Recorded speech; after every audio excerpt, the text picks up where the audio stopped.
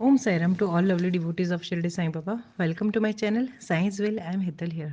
बाबा के श्री चरणों में शत शत नमन करते हुए आज की वीडियो की शुरुआत करते हैं and thank you so much to all for subscribing my channel. Thank you, love you. Om Sai Ram. आज बात करते हैं, एक साईं डिवोटी है, हमारे फैमिली मेम्बर्स हैं, ठीक है. उनकी लाइफ में बाबा ने जो लीला की वो तो आज और कल दोनों दिन इनकी एक एक लीला मैं डालूंगी, ठीक है. और देखिए बाबा किस तरह से, जब हमारा भाव सच्चा होता है, हमारी भावना सच्ची होती है, या फिर आप बोल लीजिए हमारा मन जब पवित्र होता है ना, तब ईश्वर किस तरह से हमें गाइड करते हैं, किस तरह से बाबा कुछ ना कुछ लीला करके हमारा जो विश होती है ना, या फिर हमारी जो इच्छा होती है, या फिर हमारी जो डिज़ायर होती है, उसको फुलफ़िल करते हैं, राइट. उसके दो एग्ज़ाम्पल्स ये लीला में हमें जानने के लिए मिलेंगे. और ये जो लीला है, ये जो हमारी फैमिली मेंबर है उनकी है, जिनका नाम है चेतना जी. ओके, तो चेतना जी के ही मुँह से हम सुनते हैं, उन्हीं की वाणी से, उन्हीं की आवाज़ में, है ना.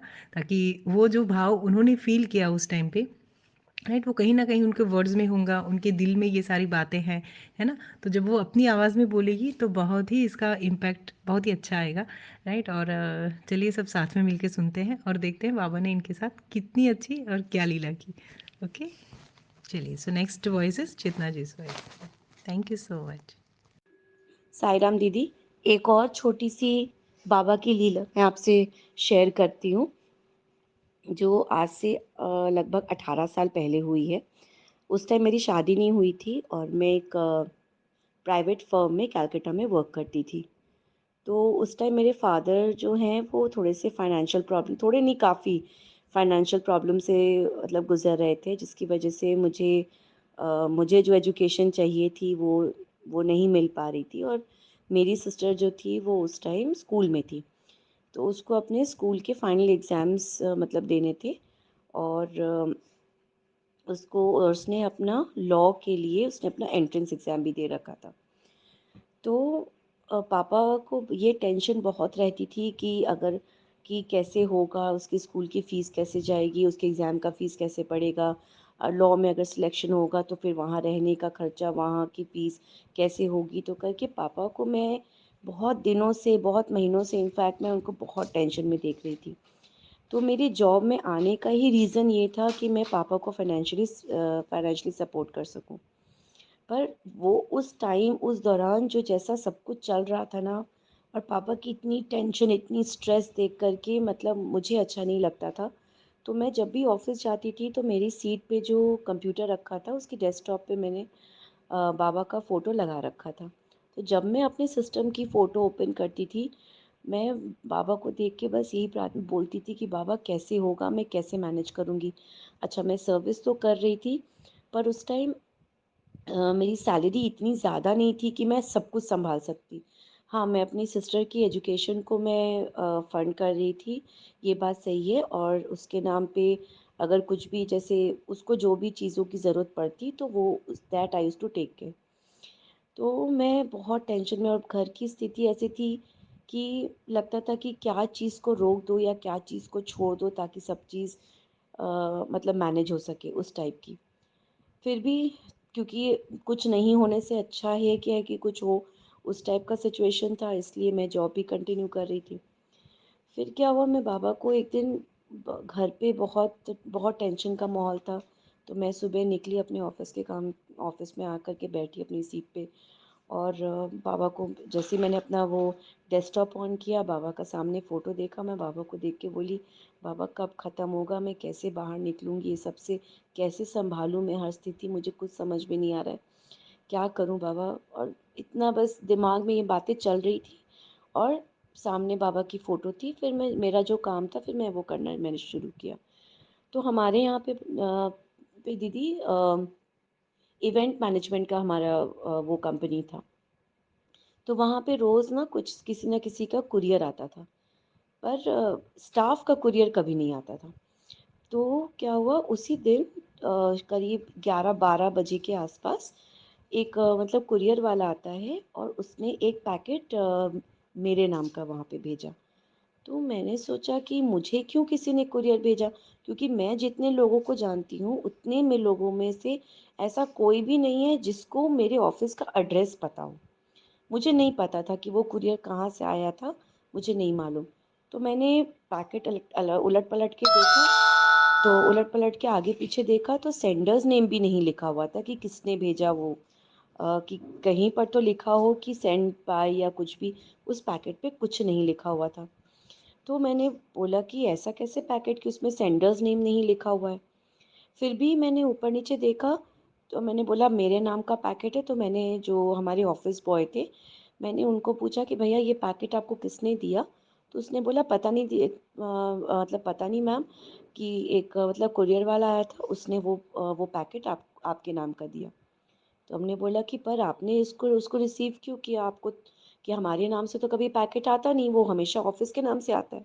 तो बोले पता नहीं उसने दिया तो हमने आपको लाके दे दिया। हमने बोला चलो ठीक है, उसने दिया पैकेट। एक ग्रीन कलर का एनवेलप था, वो सेल्फ स्टिक वाला जो क्लॉथ एनवेलप आता है वो। मैंने उसमें से उसके पैकेट को खोला। उस पैकेट से दीदी मुझे एक इंग्लिश में साई सच्चरित की एक बुक, एक बाबा की ऑरेंज कलर और एक पिंक कलर की मुस्कुराती हुई फ़ोटो, और मुझे शिरडी के जो छोटे-छोटे पैकेट्स में बाबा की उधी आती है, वो उधी मुझे उस पैकेट के अंदर मिली। फिर मैं चल इतनी खुश हो गई, मैं इतनी खुश, मतलब मैं आपको बता नहीं सकती मैं कितनी खुश हो गई। मैंने पैकेट को पलट-पलट के देखा कि कौन से मतलब कुरियर कंपनी से आया है वो, मैं पता तो करूँ कि वो किसने भेजा है। तो उस पैकेट पे दीदी किसी कुरियर कंपनी का भी कोई सील या कोई भी निशान नहीं था। बस उस पैकेट में सिर्फ़ मेरा नाम और मेरे ऑफ़िस का एड्रेस लिखा हुआ था। और दीदी मतलब आज तक ये एक मिस्ट्री ही है कि वो पैकेट मेरे पास कहाँ से आई, किसने भेजा, नहीं भेजा, मुझे कुछ नहीं पता उसके बारे में। और जिस दिन वो पैकेट मुझे रिसीव हुआ, उसके नेक्स्ट डे, उसके 2 दिन के बाद मेरी सिस्टर के 12th बोर्ड का एग्ज़ाम का रिज़ल्ट आया। उसने अबव डिस्टिंक्शन मतलब अबव 91% उसने उसमें उसमें स्कोर किया। उसी दिन शाम को उसके लॉ का रिज़ल्ट आया। उसकी लॉ जो है वो भी उसमें उसका सिलेक्शन हो गया इन द फर्स्ट अटेम्प्ट। अब मेरे पापा को और भी टेंशन कि अब जो उसकी लॉ की फ़ीस होगी वो कैसे जाएगी? तो दीदी वो चीज़ हम लोग बात कर ही रहे थे कि पापा के कोई एक मतलब कलीग है, एक मतलब परिचित थे, उनका कॉल आया जो इलाहाबाद बैंक में मतलब सर्विस करते थे। तो बातों-बातों में उन्होंने पापा ने एजुकेशनल लोन की बात की और उन्होंने बोल दी कि आप कल पेपर सबमिट कर दो, और उनके नेक्स्ट डे उसका एजुकेशनल लोन भी सैंक्शन हो गया। मतलब जिस चीज़ के बारे में मैं सोच-सोच के इतना डर रही थी, इतना टेंशन ले रही थी, बाबा ने उस चीज़ को कैसे निकाला, वो तो आज भी मिस्ट्री है। और वो बाबा की जो साई सच्चरित है मेरे मायके में मतलब कलकत्ता में मेरे मंदिर में अभी भी रखा है। मेरे पापा उस सच्चरित को रोज़ पढ़ते हैं और बाबा के सामने नहा करके एक चैप्टर उस सच्चरित का रोज़ पढ़ते हैं। आज भी दीदी वो एक बहुत बड़ी मिस्ट्री है कि वो साई सच्चरित का पैकेट कहाँ से आया और किसने मुझे वो भेजा था। शायद बाबा की एक लीला थी ये बताने के लिए कि तुम जब टेंशन में रहोगे तब मैं तुम्हारे पास रहूँगा। दीदी मैं बहुत खुश होंगी अगर आप ये स्टोरी भी मेरी अब अपने चैनल पे शेयर करें। ओम साई राम।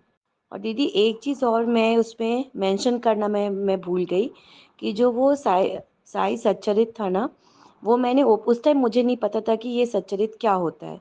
तो मैंने जैसे ही बुक ओपन किया ना, वो साई सच्चरित जो थी, वो डायरेक्ट पूरा पैकेट दीदी शिरडी से आया था। उसमें लिखा था शिरडी संस्थान ट्रस्ट। उस मतलब बुक के अंदर फर्स्ट फर्स्ट पेज पे लिखा हुआ था। बाकी आगे पीछे और कुछ नहीं लिखा था कि मतलब उस ट्रस्ट का एड्रेस या ट्रस्ट का कॉन्टैक्ट नंबर कुछ नहीं लिखा था। तो वो पैकेट मुझे आज भी लगता है कि वो डायरेक्ट जो है वो शिरडी से ही आया है। यस, ओम साई राम। सी कितना कितना प्यार दिखाते हैं बाबा अपने भक्तों के लिए, है ना? कैसे ना कुछ ये ही इज़ अ जादूगर, he is a magician as I always से। कुछ ना कुछ अपनी छड़ी घुमाते हैं और सारी चीज़ों को हमारे लिए चैनलाइज़्ड कर देते हैं, उनके भक्तों के लिए चैनलाइज़्ड कर देते हैं। तो देखिए इस मैटर में उनको कितना अच्छा मतलब कहाँ से शिरडी से बाबा ने ये भेजा श्री साईं सच्चरित्र, है ना? और आज भी उनके पापा वही साईं सच्चरित्र पोथी जो है वही पढ़ रहे हैं। है ना? तो ऐसे है बाबा और इस तरह से लीला करते हैं। बस हमारा कन्वर्सेशन होना चाहिए बाबा की तरफ, हमारा जो बोलते हैं ना 24/7, मतलब मैं तो लिटरली ऐसा बोलती हूँ कि 24/7 हमारा कनेक्शन होना चाहिए। जैसे साईं सच्चरित्र में बाबा एक अध्याय में बताते हैं ना कि जो लोभी इंसान होता है, जो ग्रीडी होता है, उसका ध्यान हमेशा कहाँ पे होता है? जहाँ पे उसने अपना धन गाड़ रखा है ना? जहाँ पे उसका धन है, वहाँ पे वहीं पे उसका ध्यान होता है। सेम वैसे ही हमें भी ग्रीडी बनना है, लेकिन किस मैटर में? बाबा की भक्ति के मैटर में, ओके? जो हमारा धन है वो क्या है? बाबा की भक्ति है। तो हमारा ध्यान भी 24/7 उसी जगह पे रहना चाहिए, उस उन्हीं के श्री चरणों में, बाबा के ही श्री चरणों में, और हमारी भक्ति रूपी जो असेट है हमारे पास, उसी में रहना चाहिए।